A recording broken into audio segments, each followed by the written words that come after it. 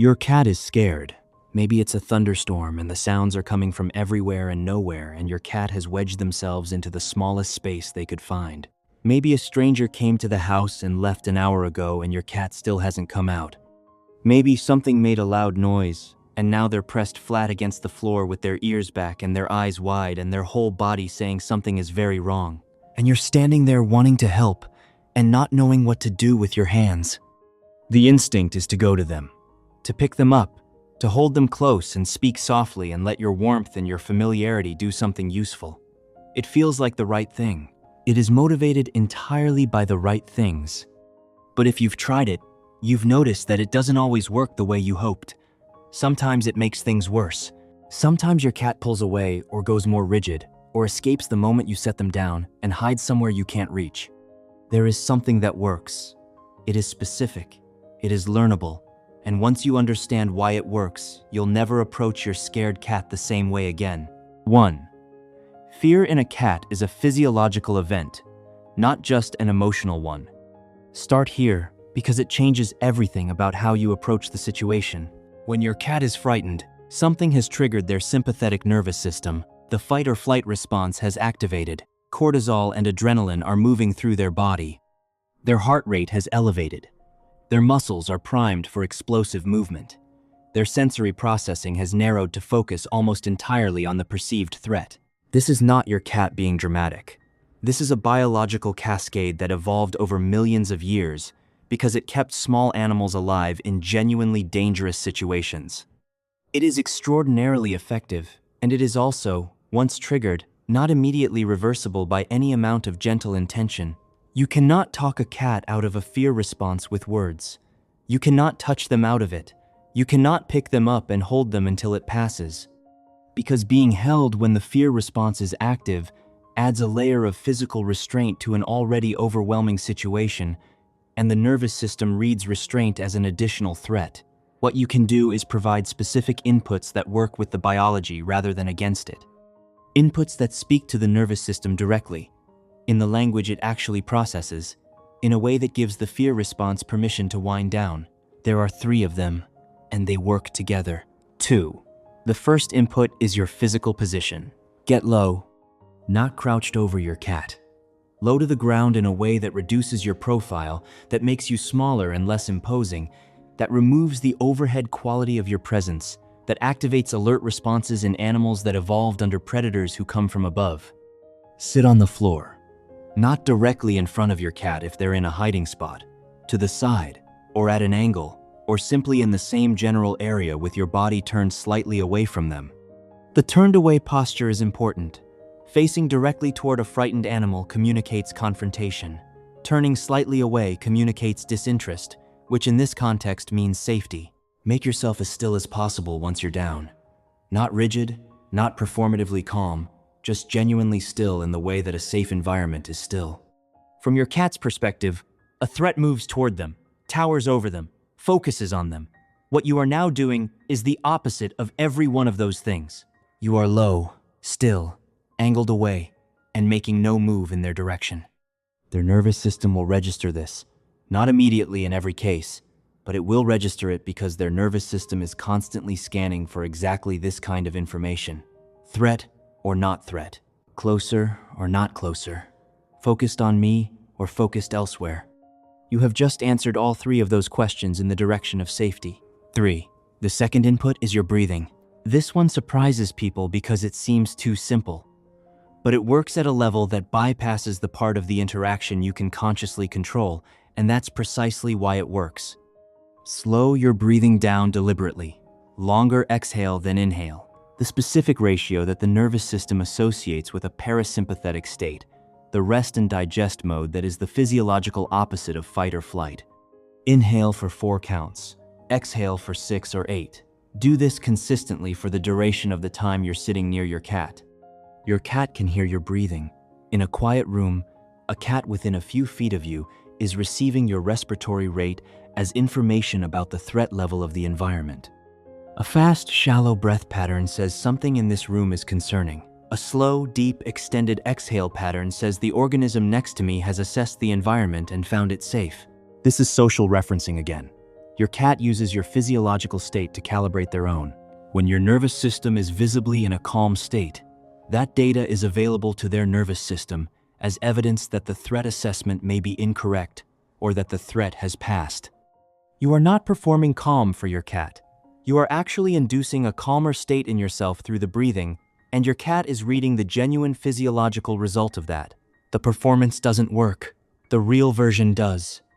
Which means the practice of slowing your breathing when your cat is scared is also a practice of actually regulating yourself in that moment, which is useful for both of you. And if this is giving you something concrete to do the next time your cat is scared, hit like and subscribe. It helps us reach more cat owners who want tools that actually work in the moments that matter. 4. The third input is sound, used in a very specific way. Not talking, not reassuring words in a soft voice, though soft voice is better than loud voice, something more specific than that.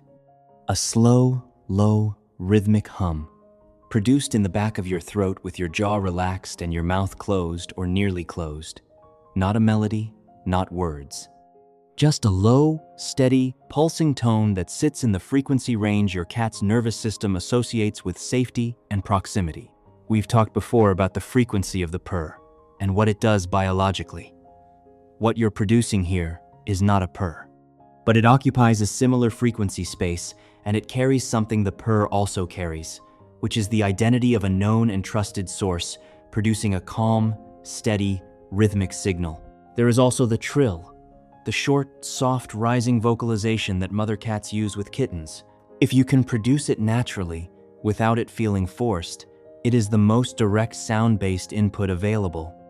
It means, at a level your cat's nervous system encoded before memory, that someone safe is here and attending to you. The combination of low hum or trill with slow breathing and a low, still, angled-away body position creates something that is greater than the sum of its parts. You have addressed the visual channel, the auditory channel, and the respiratory channel simultaneously, all in the direction of safety, all without moving toward your cat or making any demand on them. 5. What to do if they come to you, and what to do if they don't. 2 outcomes are possible, and both of them are correct. If your cat stays where they are, if they remain in the hiding spot or pressed against the wall or frozen in place, that is not failure. What you're doing is not designed to extract them from where they are. It's designed to lower the temperature of their fear response while they're in it. The hiding spot is serving a function for them. Let it serve that function.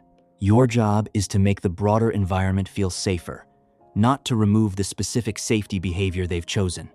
Stay low, stay still, keep the breathing slow, keep the sound quiet and consistent, and wait. In most cases, within 5 to 15 minutes, the acute phase of the fear response begins to subside. You'll see it in small things. The ears move slightly forward from their flattened position. The eyes blink, even once. The body shifts from completely rigid to something with a little less held in it. These are not signs that it's over. They're signs that the fear response is beginning to de-escalate. Stay where you are and keep doing what you're doing. If your cat moves toward you, if they come out of the hiding spot and orient in your direction or make contact, receive it without making a big thing of it. Let your hand be available if they want to push their face against it. Don't reach for them. Don't gather them up. Let the contact be entirely on their terms, and let it stop when they step back. The step back is not rejection. It's your cat returning to a safe distance now that they've confirmed what they needed to confirm, that you're there, that you're calm, that the world on your side of the room reads as safe. They got what they came for. Let them have it. 6. The cat who learns you are safe in their hardest moments becomes a different cat. Here is what I want you to understand about what you're building when you do this consistently. Every time your cat is scared and you respond this way, every time you get low and still and breathe slowly and make the quiet sound and wait without demanding anything, you are adding a data point to a set that your cat is continuously updating. The data point says, when I was frightened, this person came. They did not make things worse. They did not add to the noise. They brought their calm body and their slow breath and their quiet voice, and they sat with me in it until it was over. That data point, repeated across the months and years of a cat's life, builds something specific. It builds a cat who, when something goes wrong, moves toward you rather than away from you, who comes to find you during the thunderstorm instead of hiding somewhere you can't reach, who presses against you in the vet's waiting room instead of pressing against the back of the carrier. You cannot build this in a single session, but every session builds it. The scared cat who sees you come into the room and get low and go still and start that quiet hum is a cat who is already receiving information before anything else happens. The information is, I know what this means. I have seen this before. What comes after this is that it gets easier. That's what you become when you do this right, not the person who fixes the fear. Cats don't need the fear fixed. They need to know that the person they trust is not made smaller by it. That you can sit inside their hard moment with them without needing it to be over. That you can stay low and still and breathing slowly and making the quiet sound in the dark until the ears come forward, until the body softens, until they decide on their own that you were right. The room is safe